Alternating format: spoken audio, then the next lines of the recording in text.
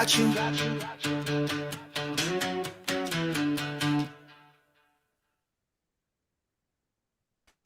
Nadine, can you pause for a second? Yes. I see what the problem is. It's not going to start until 11:57 because they didn't set the Oh, start. So I have 11:57 now. And why don't you hit it now? Yep. You're not alone. When the weight feels heavy and the road is long, you've been holding on, trying to stay strong. Doctors and paperwork, so much to face, but here you found a safer place. You're not alone. We're standing by your side, helping you through every twist in the ride. With knowledge, care, and a voice that's true, the Disability Digest is here for you. We've walked the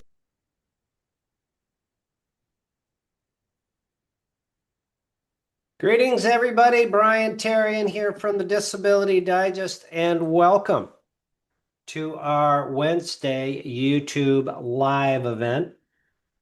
Special event today. We have industry expert Michael Sexton with us here today to teach us all about what the key criteria is to have in a case that's going to get a slam dunk approval. Like, boom, done. So whether you're trying to get your benefits approved or if you're already approved, keep in mind that you may have to go back through this with the continuing disability review. So Michael, thanks for joining us here today. Thanks for having me, Brian. Yes. And Mr. Philip Price is here with us, running the largest, fastest growing Facebook group on the planet. So thank you for being with us here today, representing your group. So we're excited to get into this. So I always like to have you here, Michael. I appreciate your work in this industry, your approach, and you have amazing results for those that you have to bring into court to get their benefits approved. And that's what you're going to draw on today that I've asked you anyway, right? Is some of these experiences that you've had with actual real life people and representing them when you get into court and the judge says, I don't know if they bang their hand. Is there a gavel in court? I don't think so. I haven't heard No of it. gavel. Is that what they call it though? Yeah, the gavel. The gavel. With a V or a B? A V, I believe. Or All right. yeah, gavel with a V. They didn't teach you that in school, must be, huh? Or you didn't remember. No. Not important. Yeah. So we're going to talk about that. So regardless of your case or your case type, you might not meet one of these slam dunk criterias, but we're in hopes that you'll learn what the key components are to a disability case that can get approved. And in my experience of doing this for almost 2 decades, there's a lot of people out there that have the criteria, the treatment or the condition, or maybe they're missing treatment, but it's not communicated properly. So we're also going to learn about the communication strategies involved in getting these cases approved. Then at the end, we're going to do a Q&A where you can actually ask a question. Philip's got questions from his group that he's collected. So there'll be an opportunity for you to ask a question. You can put it in chat. Except if you're on TikTok, I haven't figured out how to address the questions live on TikTok yet, but we'll get to you after the show is done to answer your questions. But you can come on over to YouTube to the Disability Digest and you can participate there if you like. Okay. All right, let's get into it. So the slam dunk term is something that I came up with, but I'm sure there's a more appropriate name for it in legal terms that are out there. But from your experience, what exactly defines like a slam dunk decision type case for me Y- and for those listening out there? Yeah, and a slam dunk is pretty good. In law school, a lot of people would just call them like open and shut cases. Slam dunk in disability is a pretty good terminology for it, though. Generally, there's a couple of different ways that a case could be considered a slam dunk. The one that we probably see the most often is just a flat grid case. So the first thing you look at really is age, education, past work history, so work that you've done kind of in the last 5-year period, on a substantial basis, not just a little bit here or there, but on a relatively substantial basis. And then also what types of severe impairments you have and what degrees of functional impairments those severe limitations cause. The grids are vocational guidelines, medical vocational guidelines. So they look at, are you over age 50, 55, or under age 50? Generally, if you're under age 50, you really can't grid unless you're illiterate, which is a rare case. I've actually had a few of those come across my desk, but Interesting. yeah, surprisingly. But you have to be unable to read or write in any language whatsoever. Okay. Now, grids over age 50 are a little bit easier, and in almost every case over age 50, we allege some degree of a grid rule. Uh, it's ultimately like most legal analysis, it's up to the judge whether or not you do grid. But really, it comes down to, can you do your past work? Are you physically capable? Do your impairments severely impair you to such a degree that you're unable to perform that past work? And can you do other work that's maybe a little less physically demanding, but still within a realm of possibility? So 50 to 54, can you still stand and walk most of the day? Lift and carry up to 20 pounds. And they always try to deny it that, even if you're using a cane or walker, they just say, oh, 53-year-old, they can do light work.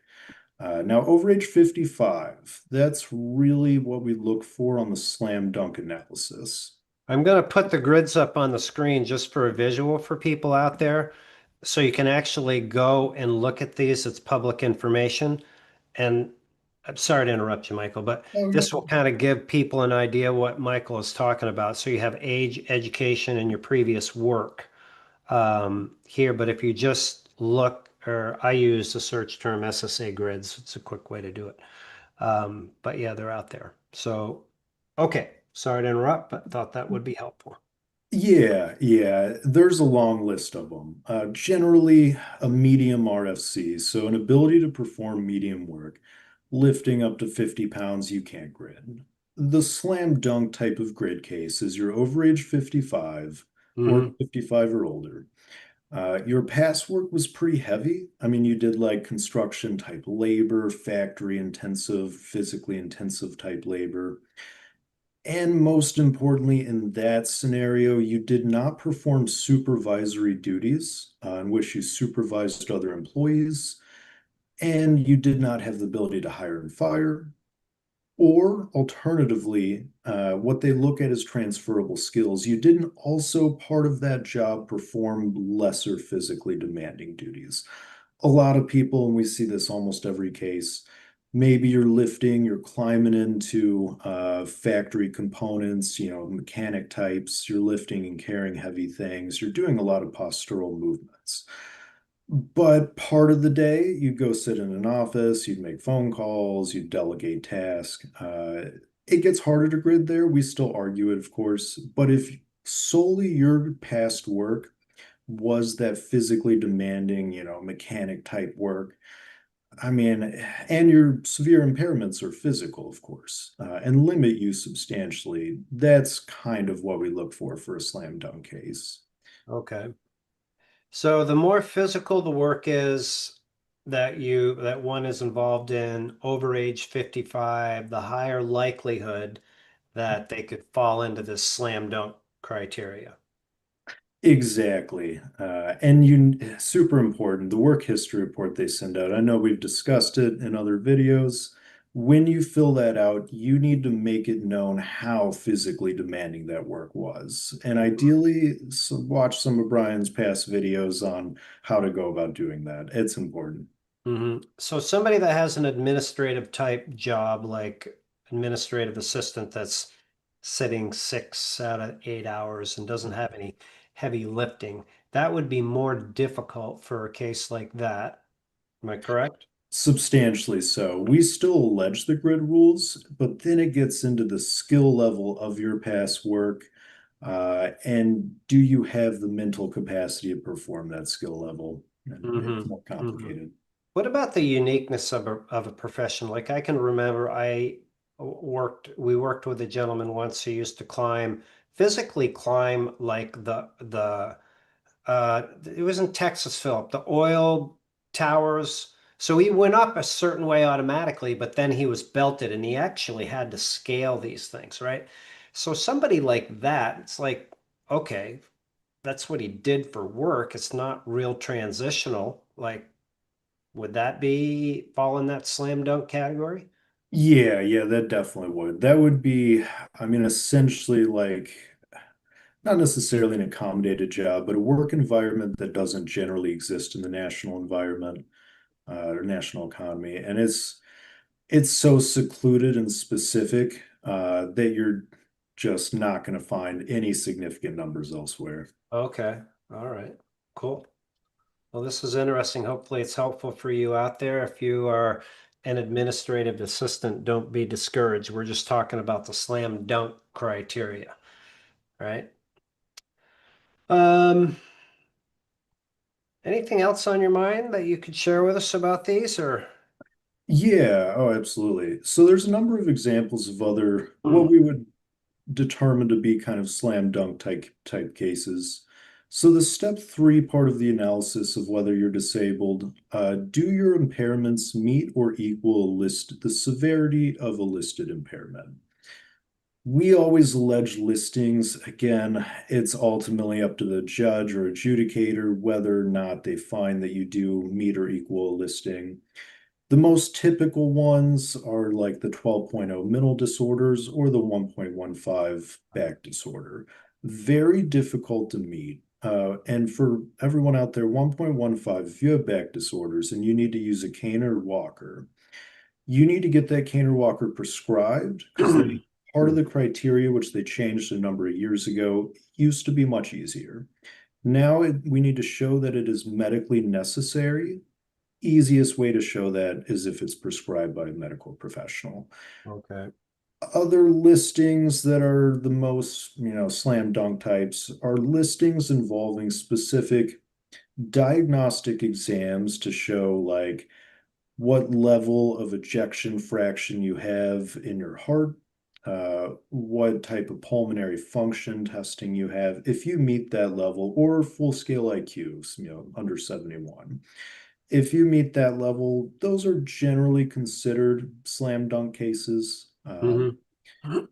They can argue otherwise, but if you meet the criteria, it's just a flat out straightforward case. And that's what I usually argue to judges when I go to hearings with these cases. Alternatively, of course, technically the easiest case, which we don't get a lot of, they are compassionate care allowance or Terry terminal cases. Right. Expected to die within the next 12 months as a result of your impairments, stage 4 kidney disease, stage 4 cancer, there's all types of different ones that could qualify there. Yep. I want to pause you there for a moment. A few things I just want to remind the audience of that oftentimes people look up their condition and then they associate it with what you referred to as a listing, which is one of Social Security's listings, and they just added a bunch of other ones. But just because you have a condition and a diagnosis that is associated with a listing, as you heard from Michael, it doesn't mean that it's going to trigger a slam dunk approval. So you need to meet the criteria in the listing. One other thing is this story stands out clearly for me. There's a gentleman, John Green from Long Island, who came to us after he had been denied his initial application. He had stage 4 cancer and he He was terminal. He was going, I forget exactly the life expectancy he had. So we filed his appeal for reconsideration and we're trying to get him approved, and the poor guy passed away before. So the message there is just because you have all of, the goods, the communication piece is still necessary to get these things through. So yeah. Well, this is awesome. All right. So are you saying there's some new ones, a new aspect of this that you learned about, like quick decision determinations? What's that all about? Yeah, so I just recently learned about this. It's not something we can request on our end. They have, in terms of like speeding up cases, they have expedited, they have Terry, and then they also have a quick disability determination. So it's something where you've basically already been found disabled in some form or capacity, typically through the federal government. We see it more often in VA 100% P&T or permanent and total disabled cases. If you are in that situation, I would recommend looking at this route. You have to front load the case with all of the application itself. Front load it with all of your medical evidence, proof that you are disabled, proof of the 100% VA and VAP and T kind of total disability. Uh, and they basically ram it through. So it's a computer system that looks, are they very likely to be found disabled? And then it triggers that quick disability determination where it gets sent to like a special examiner. And they're done very, very quickly and very unlikely to be denied. So this is really good news because in my time of doing this work, especially in like the last 6 or 7 years, veterans that are 100% rated P&T, I mean, and others, I'm sure you had these conversations, they're hard to get approved. I Yes. mean, yeah, so if this will provide some relief to that, that would be amazing. So front load those cases, everything up front, all the medical records, RFCs, proof of the disability rating from the VA or whatever it is. Are there other government type situations other than the VA that you can think of that would apply to this? Um, I mean, the VA is the most persuasive in that scenario. I mean, if you were to front load your case so heavily in general, you could potentially trigger this. Mm-hmm. Nothing in particular, though. Okay. All right. Um, all right, let's talk about alternative cases. Are there any other like outliers here that we should know about? Yeah, so there are, we almost never see them. There's things called specific vocational profiles. We get tested on them, have to learn about them all the time, but they're pretty rare. And they generally cover, there's like worn out worker, where you have a very low education, sixth grade or less, 35 years of unskilled physical labor, uh, such as a factory worker, something similar. It's pretty physically demanding. And now you have a severe impairment. So in that context, they won't actually look at like whether or not you meet the normal criteria of disability. They just find that you're kind of automatically found disabled. All right. Well, that's great. So we're uncovering some little known opportunities out there. And so in your experience, we've covered different criteria, but yet you commonly end up with these cases in court. So they've missed it earlier, Yeah. ends up in your hands, and I know you have an amazing record. I'm not going to, share that with people out there, but so what's the like? How do the judges react to this? Like, if they see a case like this, is it like, Yeah. I mean, is it right away? Do you have to still do your opening statement? What goes on? So we still, I always tell clients in those situations where typically an adjudicator's very clearly made mistakes and has denied the case, should have been approved way sooner. And we get up to the judge level, the hearing with the administrative law judge. And I usually tell the clients, we're going to prepare for this case as if we're going into any other situation. You know, I prepare for the worst, hope for the best. But there's a reasonable chance, you know, because I submit this great big 10 to 12 page brief with a very extensive opening statement outlining the reason why the mistakes were made. Judges are never shocked by the mistakes that adjudicators make. They know that adjudicators just are not judges. And on top of that, they are overworked, overwhelmed. They have, you know, specific time frames in which they need to get things done, and they just get, you know, files off their desk, ideally for them as fast as possible. And just in this last month, I've had to call into field offices. I've been on the phone about 4 times with managers of field offices, essentially filing complaints that an adjudicator incorrectly denied a case due to something. I mean, you know, saying that we didn't call in, and I have proof that we called in 15 times. And the, you know, and we're upset about it. Now it's delayed the case a year and a half. Ugh. And they just tell us the only thing they can do is appeal. You know, realistically, there is no remedy to an adjudicator making that mistake. That also is kind of a slam dunk case. They made a Mhm. mistake and now we're up here. Yeah, but it still has to go the distance. Yeah, exactly. Yeah.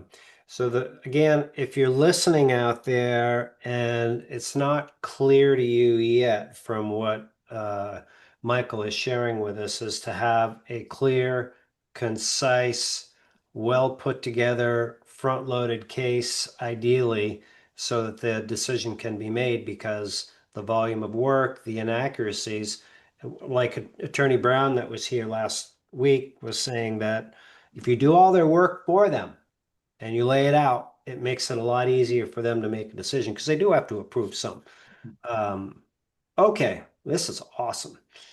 All right, now, when you first look at a case, like you get something that's coming your way and you've got to bring it to court. I mean, is it like that? Like, oh my God, this is right. This was a No. slam dunk. No, I mean, and I get this question a lot. You know, what does the case look like? What are the chances of being Yeah, approved? I always tell people until I've written the brief and have gone through all the medical records, we yeah, just don't know. There's very rare, like those grid cases, you're over age 55, an adjudicator clearly made a mistake. It's very rare that I get on there, quickly look at it and say, oh, this is a done case. right. Usually I have to go through everything. Well, it makes sense to me when you say that, because the medical records is what you're building on, right? And unless you've gone through those. Yeah. Mhm. Yeah. All right. Now, do these cases always have like a common denominator, like severe conditions? Perhaps you've addressed this earlier, that you maybe they grid out, or, but is there a severity to the conditions that's like a common denominator? Anything you can speak to about that? I'd say the common denominator is past work and age. Um, for more difficult cases, being if you're under age 50, Hmm. sometimes between the 50 and 54 category, it definitely becomes the severity of the conditions, whether or not they need to use a cane or walker, Hmm. how many emergency room visits they've had. Hmm. Otherwise, the age and work history. I mean, if it's just clear, like this guy was a construction welder. I mean, I have a couple cases like this right now. He was a welder for 25 years. He doesn't know anything other than being a welder, and now he's 60 years old. Right. Severe back issues, can't walk. Right. Those are common. Yeah. Yeah. Yeah. Like Philip, you were a carpenter for how many years? 6 years. 36 years. Yeah. And Yeah. you, A lot of the same issues, back problems. Of yeah, course, in the end, I lost my eyesight, poor vision. So yeah, yeah. And remind me the age when you applied. I was 50. 50. Just crossed, right? Yeah. grid zone. Interesting. Okay, let's pivot a little bit, Michael. We talked about the slam dunk criteria. Now, I just came out of a meeting with my team and I was talking about, we always share good news in our meetings. And I'm like, I'm going to start sharing some of the things I've learned from the blunders and mistakes that I've made. So what I want to ask of you is a similar thing so people can hopefully learn from mistakes of others so they don't make it, right? What are some of the common mistakes and misunderstandings that people have? They could have, let's think about it this way. They could have a really good case. They may be that, over 55 guy or gal that, that could grid out, but they do something wrong. They're up for the slam dunk. They get the ball swatted out of their hand. Yeah, we've seen this quite a few times. The first thing is, I always tell people your job as a disability claimant is realistically to become a professional complainer. You need to be going to your doctor's therapist, anybody who's treating you, physical therapist. You need to be complaining as much as possible about everything that you experience because you can't go there and tell them that you're fine, good, better. Right. You're Right. doing, I had one recent one where the judge had pulled up the first medical record he found. He said, okay, and you told your doctor that you are phenomenal and have no symptoms. And I was like, oh, I can't argue against that. I mean, it's in the records. You told your doctor you're phenomenal with no symptoms. Don't tell your doctors that. You can and will sink your case, even if it's a straightforward grid case. If all of the medical evidence, even some of it, is very inconsistent with each other, the judge can say the evidence is inconsistent, and therefore the evidence favorable to a finding of disability is no longer persuasive in their eyes because it's likely an over-exaggeration of the actual degree of limitations that you experience. It's very That's good. I just want to add something to that. Because we've had similar situations and you might feel phenomenal on that day. And I hope you do. But when you frame your answer to the doctor, it is your overall, like look at the last 30 days. Have you been phenomenal for 30 days? If so, I mean, I don't think the disability process is applicable for you. So I see folks still piling in out there. Listen, we're going to have a Q&A in a minute. You have an opportunity to get questions in and Michael, Philip, and I can answer those for you. So we're going to keep going through a few other key parts of this program. All right. So be careful what you say, right? okay. Let's address those out there that are not the slam dunks. They're the under 50s. They've had a sit down job for 6 out of 8 hours a day. What are some of the key things they can do to strengthen their case? I mean, we talked about front loading all the evidence. That's certainly one, but is there others that come to mind that Yeah, absolutely. And you can still, under age 50, have what is essentially a slam dunk case. The first thing is that consistency. You need to be a professional complainer going and precisely stating exactly what you deal with, not just every day, but the bad days and every time you go in. Mhm. Second thing is if you do need a cane walker or any other assistive device, you need to get it prescribed and you need to bring it to every doctor and leave the house with it every time you leave the house. Ooh, good one. Yeah, yeah, we've had some issues with this recently. And then the third thing is getting medical source statements if you can, if you have doctors, not all will, but if they're willing to fill out and kind of help you in your case, fill out medical source statements or impairment questionnaires, Mhm. examining the degree of functioning that you're limited to, those can be tremendously helpful, or even telling them when you go in, I can't stand and walk for more than 5 minutes. they'll put that in the medical notes. And having that listed, this month in January couldn't stand and walk 5 minutes, couldn't sit for longer than 10. February the same, August the same. If it's over and over and over and over, it represents the substantial record, which is really what we're aiming for in this. Yeah. Yeah. So this brings me to my next point. People, I would say now more than ever, are genuinely concerned about staying on their disability benefits. The continuing disability reviews, they've ramped up the amount of money that they're going to spend on them by 52.7, billion dollars or whatever it is. I don't know, it's a million. But still, it's a lot of money that they're investing in doing more. So is there anything that you could say or advise those that are a disability recipient using the slam dunk mentality above and beyond what we've already discussed, Michael? Yeah, I mean, if you are on disability, the biggest number one thing that you need to do is continue getting treatment.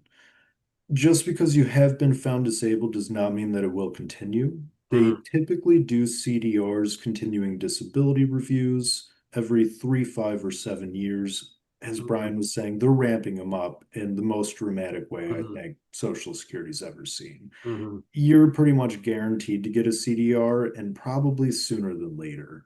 mm. If you have no medical, I get calls like this a lot. If you have no medical treatment, they're kicking you off immediately. You have zero chance. Okay. Um, and otherwise, I mean, you just need to be just like we were talking about in the mindset of I'm still being attempting to be approved for disability benefits and need to have my cane and walker where I go and assume all eyes are on you at all times. Yeah. Yeah, it's a communication thing. All right, two more points I want to cover, and then we're going to get into a Q&A. Can you, as we wind into this question and answer session, do you have a general example? I don't have to, you don't have to share anybody's names. I'd prefer if you didn't actually, of a case that went like really well. Like, so you can kind of like give people the clarity on this is the gold standard or the North Star type. Yeah, absolutely. So we had a recent one where the person was, I think he was about 61 or 62 years old. His past work was effectively that of a mechanic, industrial mechanic. So he went into a factory and he fixed machines. That's all he did. He didn't do any supervisory activities.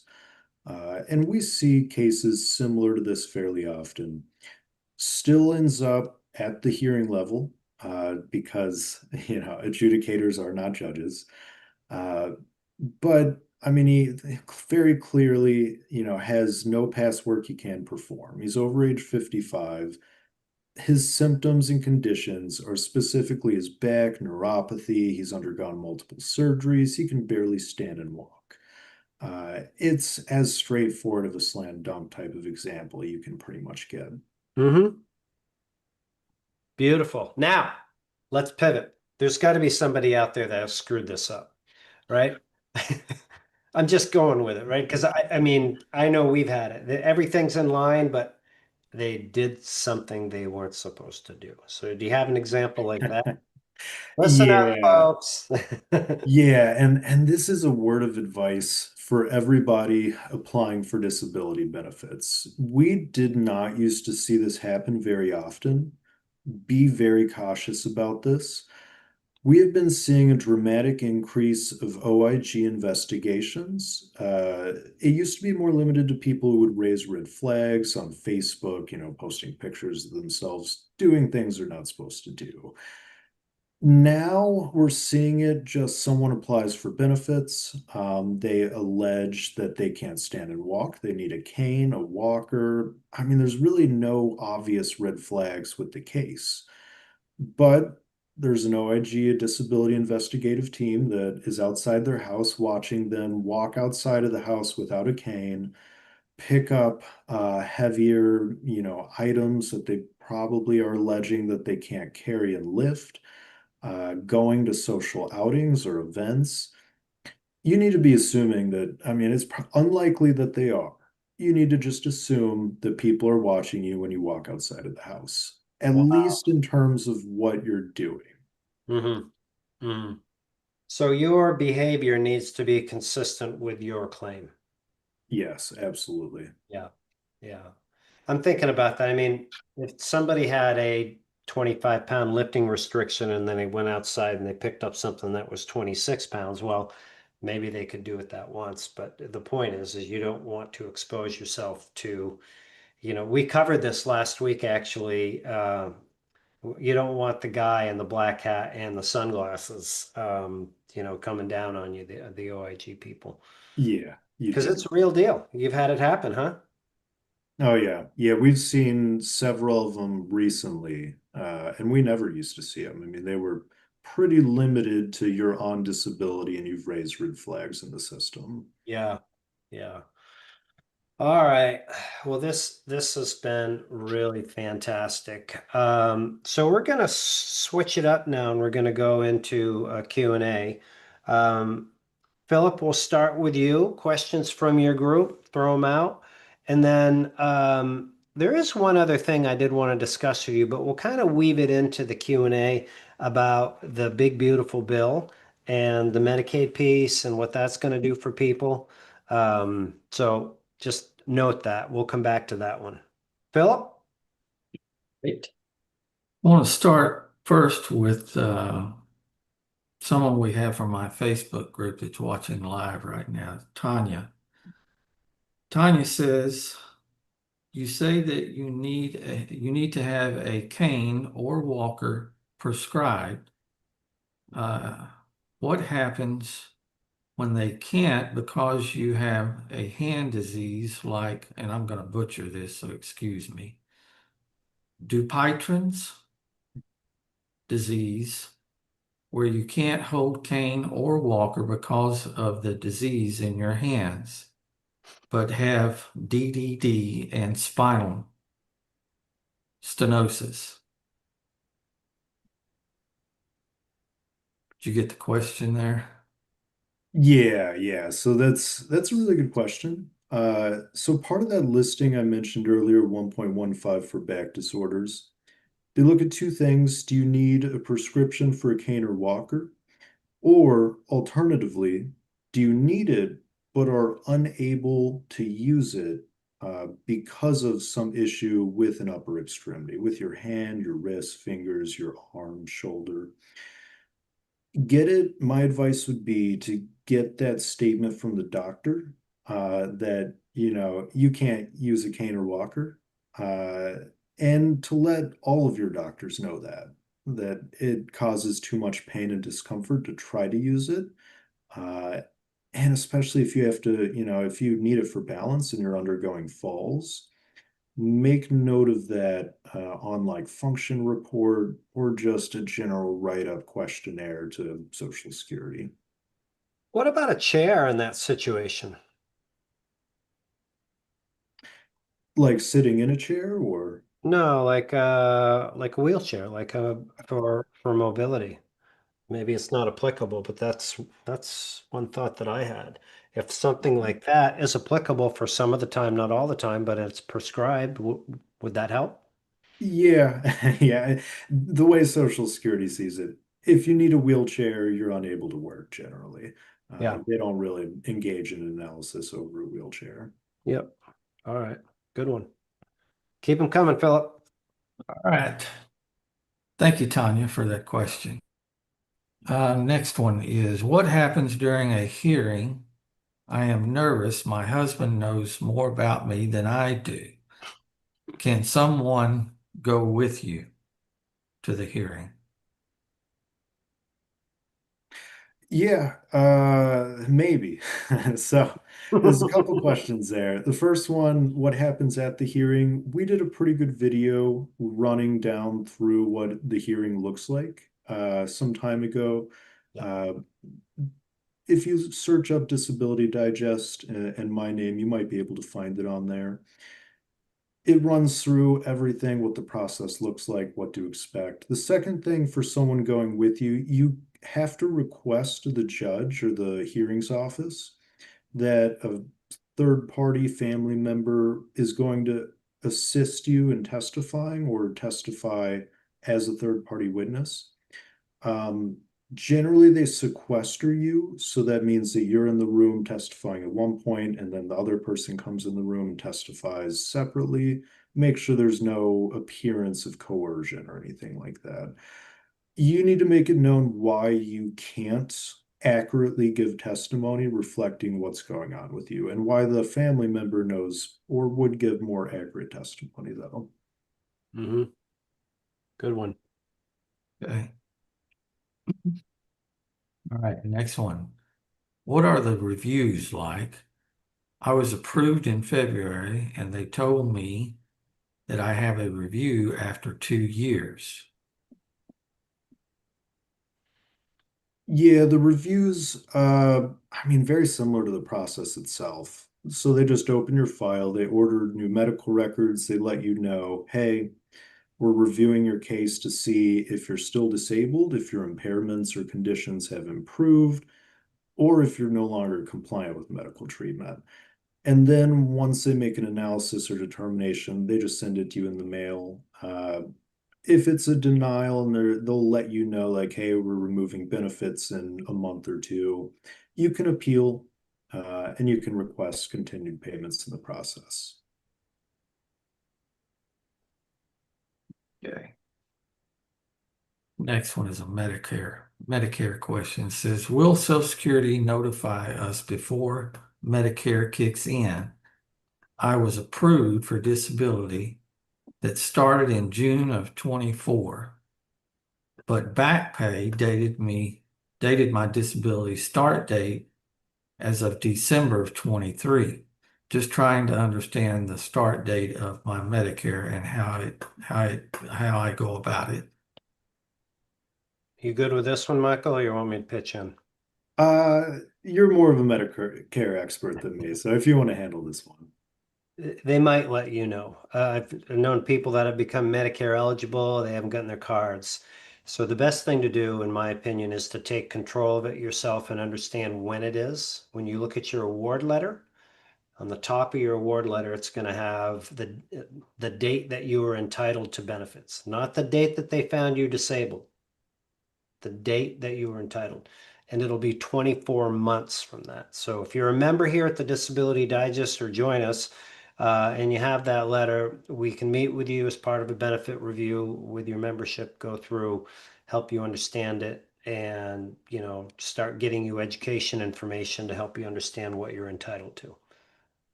This next one says, just got denied after a hearing. Don't know what to do. What are the chances of or percentages of an appeal count at appeals council? Well, they're not high, unfortunately. So the appeals council, we always refer to them as like a rubber stamping agency. Generally, they don't even engage in analysis over whether the judge committed a legal error. They just kind of rubber stamp the decision. There is about a 10, I think we've seen like a 10 to 12% remand rating where they look at it, say, okay, the legal error is committed, send it back. If you're at this stage, what I would generally expect is you have about 10 months, maybe a year, waiting on the appeals council to make a decision. Likely will be a denial, very, very likely. And then you have to appeal up to the federal courts. So you might want to start, if you don't already have, looking for a federal court attorney or a group that can assist you in finding them. Yeah, good advice. Okay. Next one says, I have an auxiliary phone appointment next week for my son. I just got approved last month for SSDI after 3 years. Can anybody tell me how this works and what do they ask? And how soon does it take place? Is retro paid? I was back paid to 2022. My son is 14. Retro should be paid. We don't see a lot of auxiliary cases. Retro should be paid, I would think. However, the questions they're going to generally look for are like proving that the child is yours, that you have primary custody of the child, it's a household member and not living with a divorced spouse somewhere else, or alternatively in like schooling, educational, that's a kind of niche area, but somewhere away, but still in your primary custody. Mm. It's not a difficult, I wouldn't expect any gotcha type questions on that. All right, Brian, that was it for today. Do you have any to? I do. So we'll do two things here. One is for those of you out there, I see there's lots of questions. I'm going to put a link in the chat where you can actually come into the room and ask us your question. So I'm going to put that link in there. We'll have a few of you come in, and then we'll take some of the questions that have been put into the chat. But before we do that, I want to address our big beautiful bill. And Michael, I want to get your perspective on this. So, specifically, many going through the disability approval process rely on Medicaid for treatment, and treatment is critical because that provides you the evidence to get approved. So, we're approaching this super delicate time, like in 2027, where the administration is going to be removing a lot of this. So, can you give us your perspective on what people can do, how they can hedge against this? Because it could really prevent people from getting their benefits approved. Yeah, this is a huge problem, Brian. And so with the passage of this beautiful bill, they're putting or imposing work requirements into Medicaid eligibility. So a lot of our clients, they're not quite on SSI, they're not quite approved for SSDI, they don't have Medicare eligibility, and they cannot afford general health insurance. But you need medical treatment to be able to show, that you are disabled. So they're imposing a requirement supposed to start in the beginning of 2027. Some states are opting in sooner, some of them this year, some of them next year. Most of them will be 2027. And the requirement is you have to show or prove that you're working at least 80 hours per month. And the issue is if you're alleging that you cannot work, how does that conflict? Not only conflict, but are you even physically or realistically capable of working 80 hours a month? So I did a lot of research on this because it's something I and my clients are very concerned about, and I've had a lot of calls on this issue. So there are exemptions or waivers that you can get to the 80-hour a month work requirement. All right. Specifically medically frail. You have to be found medically frail, which is generally a doctor analysis, or medically complex, which is kind of the same terminology. So frail or complex, but it's reliant on a doctor. yeah, and similar to like the medical source statements that we send, what I think is going to end up happening is that we have to send or make available to clients and potential disability claimants questionnaires asking about being found medically frail. Because there are kind of general criteria. One of them is that you're on disability. It doesn't really help, but a letter kind of attesting to your diagnosis, how the conditions limit your ability to work, why you're unable to work those 80 hours, and that your conditions are generally severe, as well as any objective evidence, diagnostic exams, things like that that they can point to. This is going to become very common and something people do need to be aware of. So is this something that like a disability representative like you or our team here could do on their behalf? Oh, absolutely. Yeah, we'll probably have to personally contact doctors to start sending these and letting them know, like, hey, this person cannot work, but also cannot get health insurance. via Medicaid, Got it. unless they're found medically frail. Got it. So there is an answer. Yeah. Yeah. All right. Well, that's good news. Encouraging. Thank you for sharing that. So we have somebody that has requested to join the room. I don't have a name, so it's going to be a bit of a dice roll. So we're going to let them in, see who they are and what the question is. And then I'll go on and take some of these others. So the visitor that has just joined us is anonymous. And if you're participating with your phone, there'll be a line through your microphone because we're not able to hear you or see you and would like to. So we understand how we can help you. Here we go. We're making progress. All right. Can you hear us? Yep. Beautiful. Who are we speaking with? Dina, Hi, Dina. How Hi, are Dina. you, Dina? good. All I have right. I have a question. Can I ask? Fire away. Okay. I was actually I'm a physician assistant. I was terminated from my employee. I worked with the county over 10 years ago, secondary to the disability. I have multiple sclerosis, but it's mostly cognitive issues. Um, I get very confused very easily. But I wasn't ready. I was only 40 at the time. This was over 10 years ago.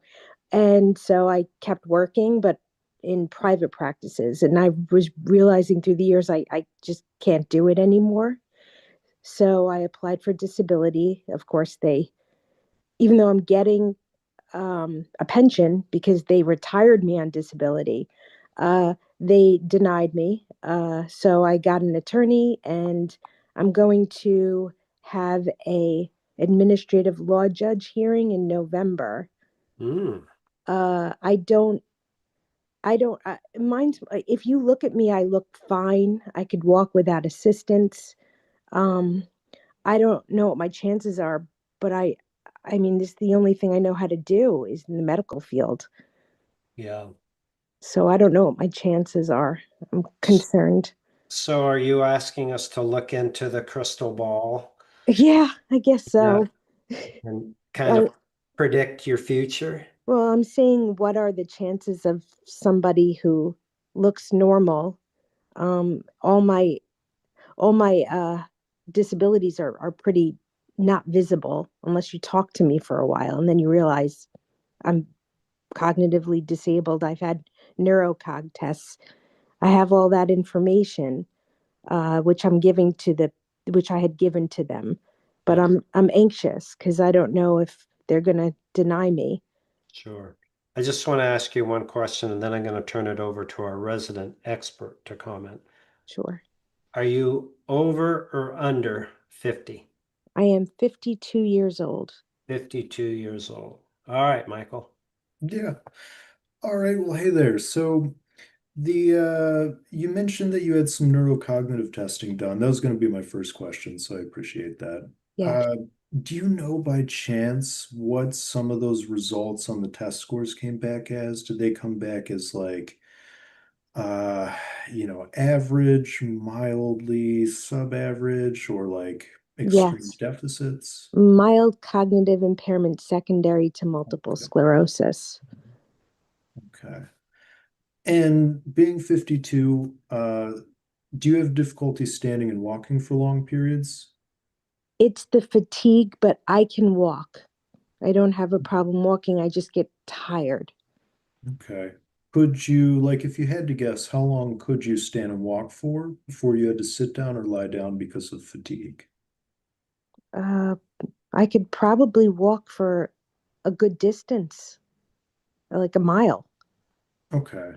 And then could you take a quick break, get up, walk for another mile, or do you think, By that point, I'm usually then I'm lying down okay. and totally shot. So after a period of physical exertion, it takes you a lengthy period of time to recover. That's what I would expect with your diagnosis is kind of. Yes. And then the biggest thing, so with MS, some days are better than others. I don't know if it's Yes. relapsing, remitting, but Yes, okay. exactly. Your attorney should explain a lot of this to you, but you need to heavily focus on what a bad day looks like in your life because you are up against a more difficult standard, especially if you can stand and walk for a lengthy period of time. Focus heavily on what that bad day looks like and how limited you are on those bad days. I mean, do you have difficulty even getting out of bed? Is, standing and walking, is it much more limited, maybe 5 or 10 minutes at a time? And how often those days occur? That would be my biggest advice. But I mean, 52, there's not an unreasonable chance. It's more likely than being under age 50. Uh, Right. Yeah. and But it sounds like what you, else could I do for a living with the fatigue and the cognitive issues? I don't even, this is all I know. I only know how to help the community. And now I need help, you know? So, yeah, it's very frustrating. And we see this a lot under age 50, but especially the 50 to 54 range. You've done a job that you know very well for a long period of time. And now they're looking at, can you do that work, but also can you do any other job standing and walking 6 out of 8 hours a day? So like, can you go be a grocery bagger, at right. Walmart, the Kroger? That's We it. think it's ridiculous that Yeah. that's even a part of the analysis. But unfortunately, until you get past age 55, it's the rule that they have in place. Again, those bad days, especially with MS, you really need to focus on that. And hopefully your attorney gets you heavily prepared. I would be cautious with your testimony and not give up information that the judge doesn't ask you directly, or make it sound like you're more capable than what a bad day is or what you really are capable of doing. Got it. Thank you. I have a thought, Hmm. and it's not pertaining to your current case, but when did you stop working? Uh, it was January 2023 or January 2024. I'm sorry. Okay, so 1 of 2024. Okay. So here's another way to look at it. Your date last insured, I don't know if this means anything to you. You're insured for disability benefits for 5 years generally after the time that you stop working, which would be up to 2029 based on this. Okay. Hmm. So let's say worst case scenario, you go through this hearing and it doesn't work out and you don't get approved. Yeah. You can ideally like wait 6 months or for a new diagnosis or for something to increase from mild to severe and then apply again and have another swing at it. But you want to make sure that you start your second case before your benefits expire in 2029. You don't have to be approved by then Right.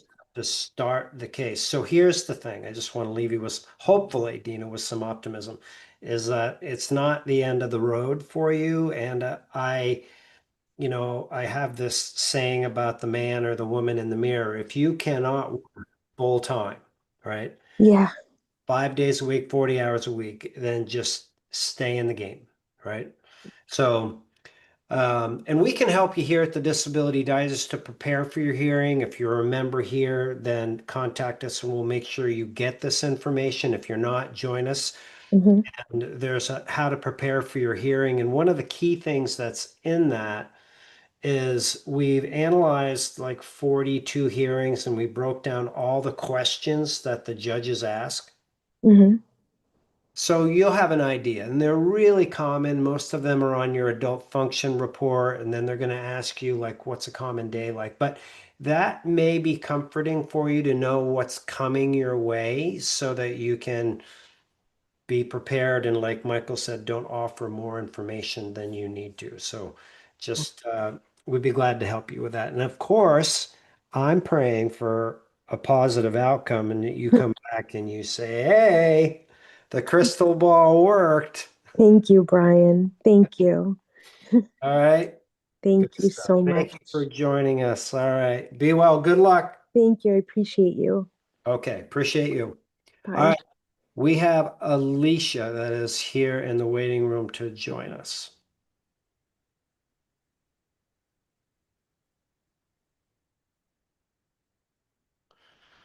Okay, Alicia, welcome. Can you hear us?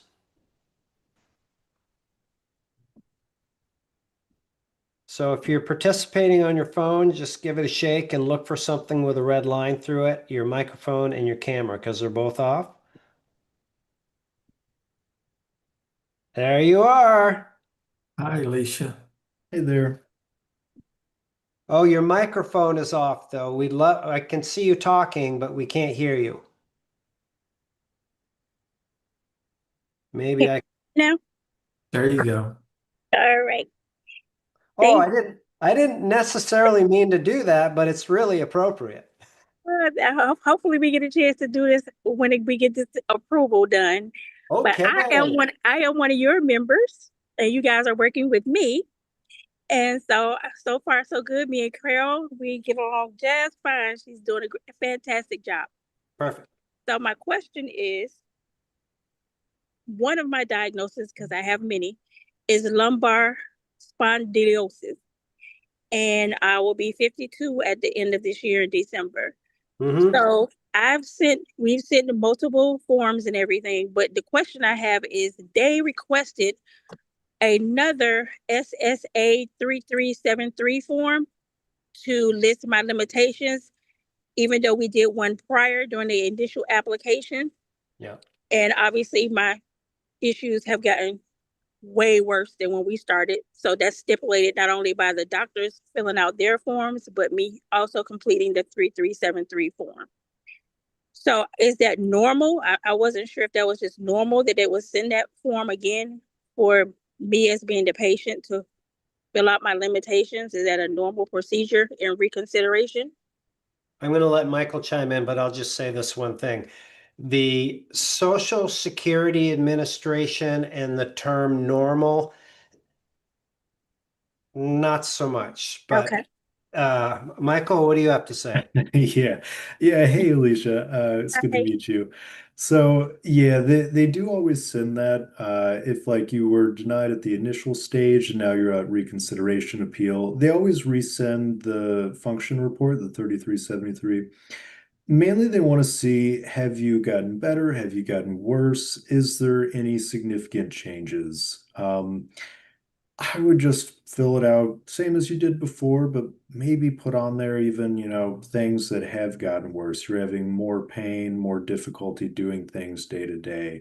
You can no longer do certain things maybe you were capable of, 6 months, a year ago that you used to be able to do.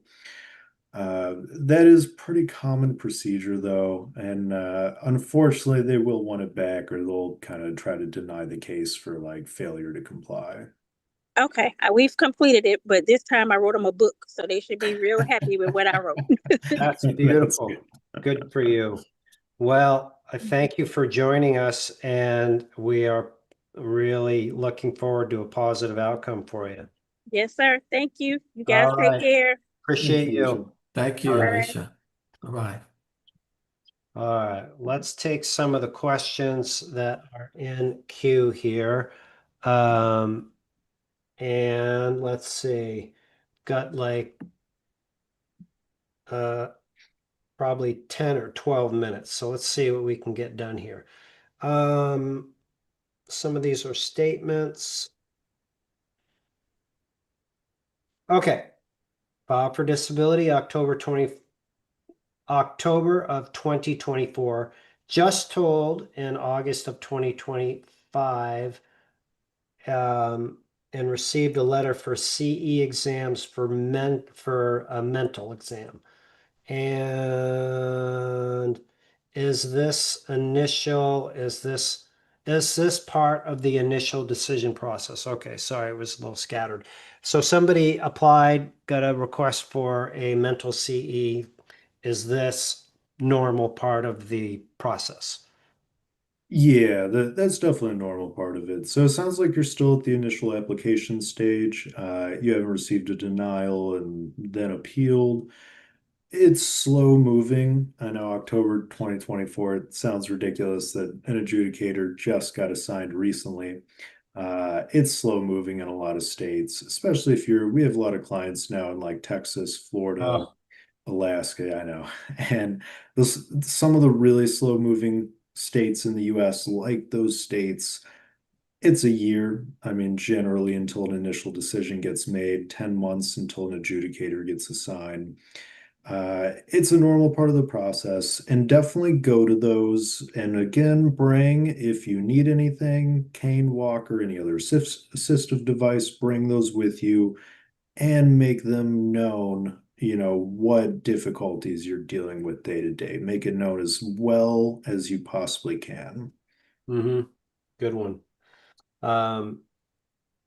Here's I think, an interesting, unique question. Somebody had great medical records up until 2021, and then they have a major gap in medical records. So what does somebody do with it? How do you address a gap in medical records? It isn't there, right? Is there anything Yeah. you can do? Yeah, those are tough. I've seen this pretty often, actually. So, what is the reason for the gap? I mean, if you couldn't afford insurance or couldn't get on Medicaid, it's a little different. If you can't afford treatments, they don't expect you to get those treatments. If you Mhm. stop going entirely, it's a little bit tougher.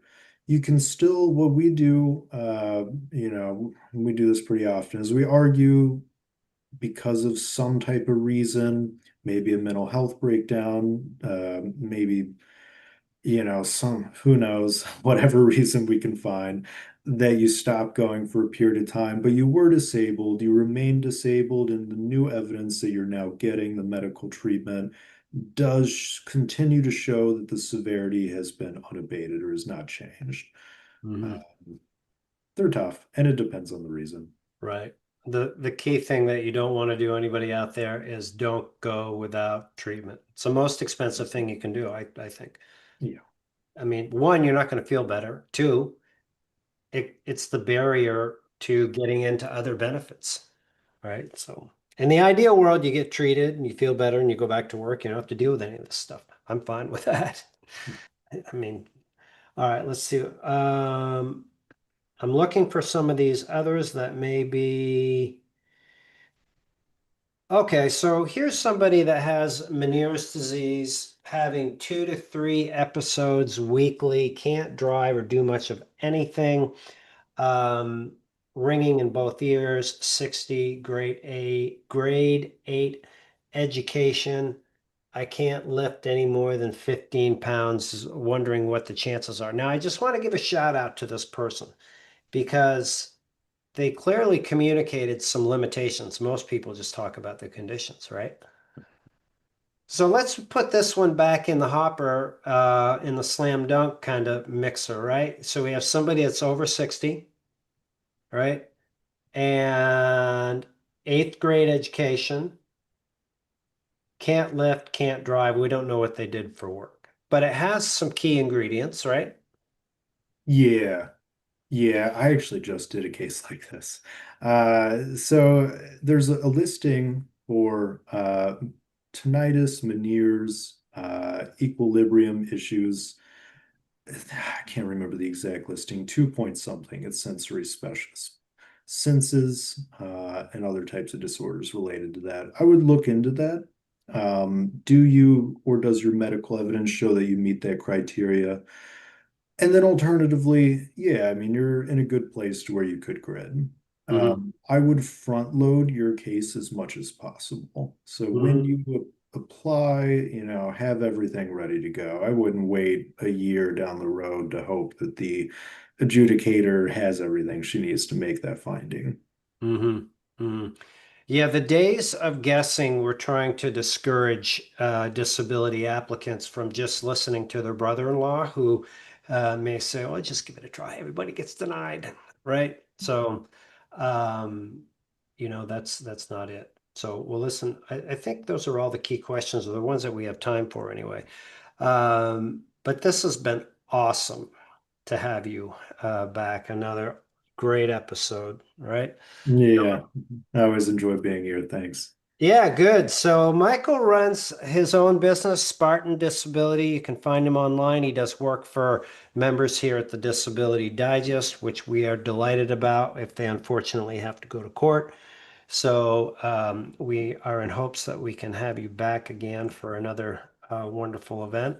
And I have a few announcements as we wind up here. Philip, thank you for your participation today, your questions, your ongoing support for your group. Certainly. Coming up next week, there is no live event, folks. We have a planning meeting for our entire team, so we'll be scheduled, but we'll be back the following week. And we've got some really quality guest speakers coming up, diverse in their messages. Andrea's going to be here the last week, Wednesday of the month. And she is somebody that owns and operates a business, and she's working with a disability. So she's going to share her story about how she did that.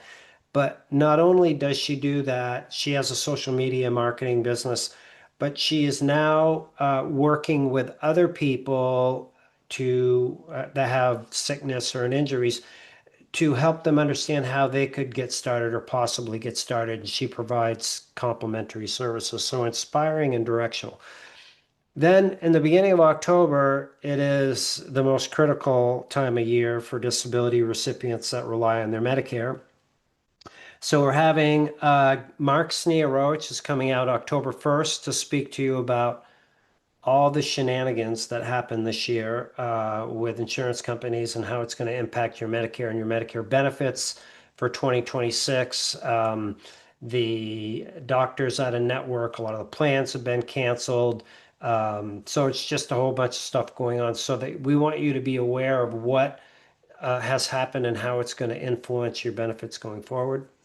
Then, October 8th, we have Daphne, Philip, and Gloria will be here from the Disability Digest. Gloria and Daphne are benefit experts. They have worked in helping people with their Medicare benefits for years and years and years, and they are a wealth of knowledge. So what they're going to work with you on is to actually teach you how to review your notice of change that everybody that's on Medicare gets about how your benefits are going to change for next year so that you're aware, and then help you with moves and strategies that you can go forward and do it on your own. And we say do it on your own. Yes, we review benefits for you here at the Disability Digest, but we're slammed and there's like very little room to work with anybody between now and the end of the year. So we're going to teach you how to do it on your own.